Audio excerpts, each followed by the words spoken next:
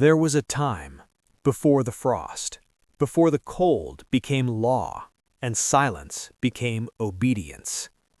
In the kingdom of Ethelgard, winter was not a season, it was a promise made by kings and paid for by things the people were never meant to see.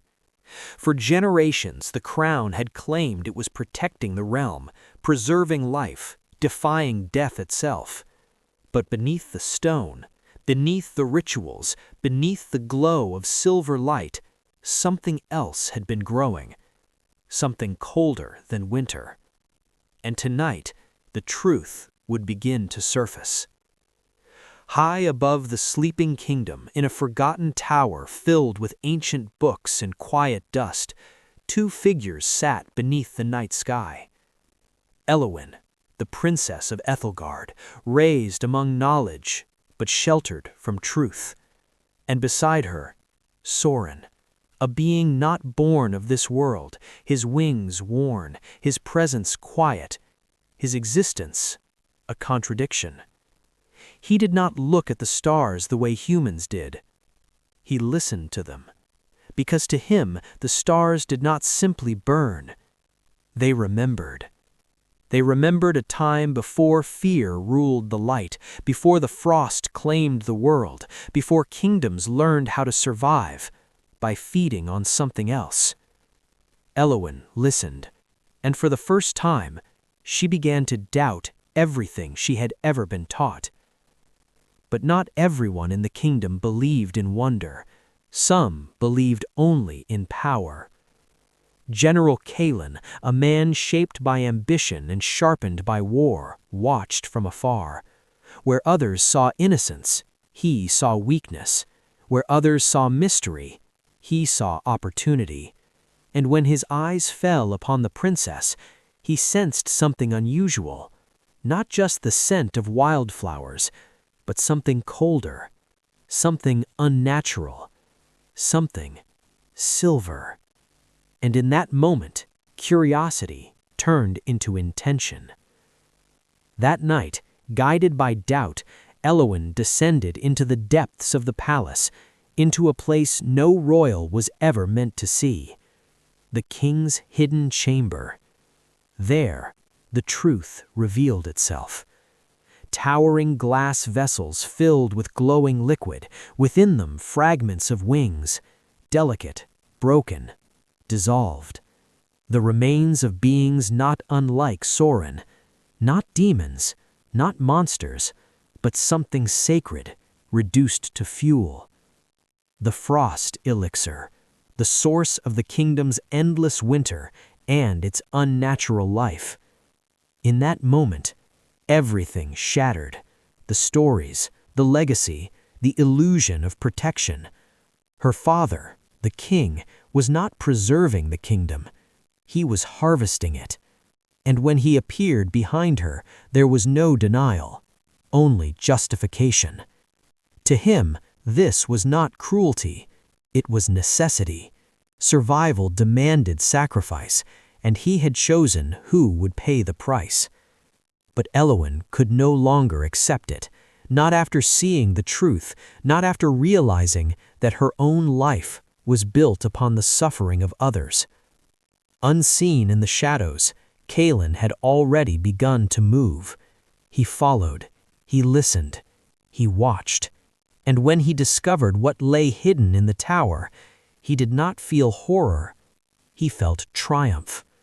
A secret like this was not something to expose, it was something to use, something to control, something to ascend. The night deepened. Back in the tower, Elowyn returned to Soren. But she was no longer the same. She had seen the truth, and the truth had a cost. Her voice trembled as she spoke. Her life, her immortality, was not a gift. It was bought, with his kind, with his blood. Soren did not react with anger, because he already knew. They all did. They had always known what they were to the kingdom. Fuel, a quiet sacrifice hidden beneath the beauty of eternal winter.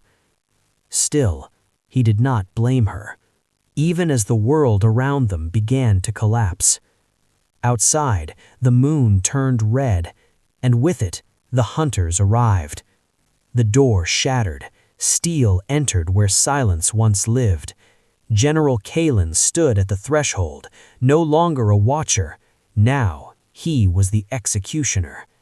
He spoke not with hesitation, but with authority. This was no longer about secrets. This was about cleansing. Elowen stood between them, not as a princess, but as a shield. And for the first time, she chose defiance. Steel met light, chains broke, and something ancient awoke. Soren rose, not as prey, but as something far greater. Power surged through him, wild, uncontrollable, desperate. But it was too late. Too many, too strong, too prepared. And in a single moment, everything ended. A scream, a flash of red light, and silence. When the light faded, only frost remained.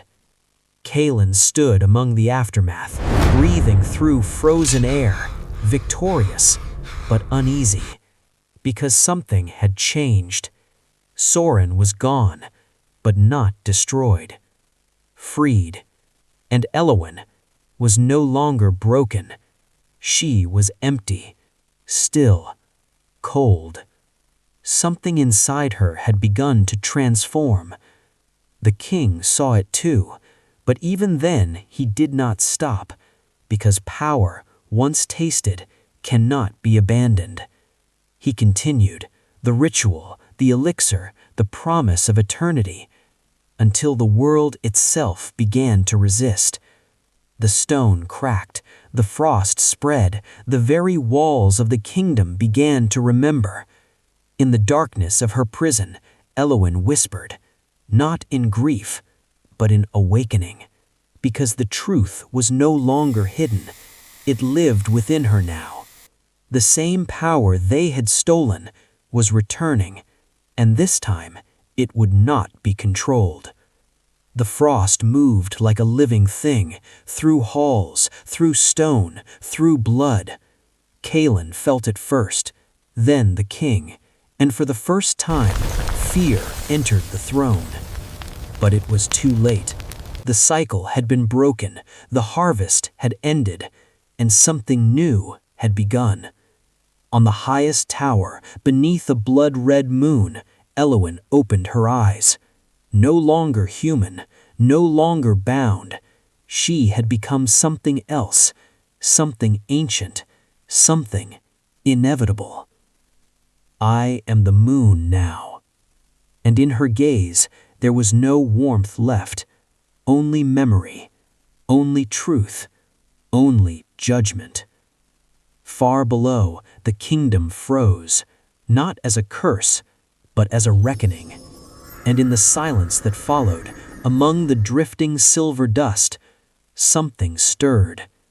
Not gone, never gone, only waiting.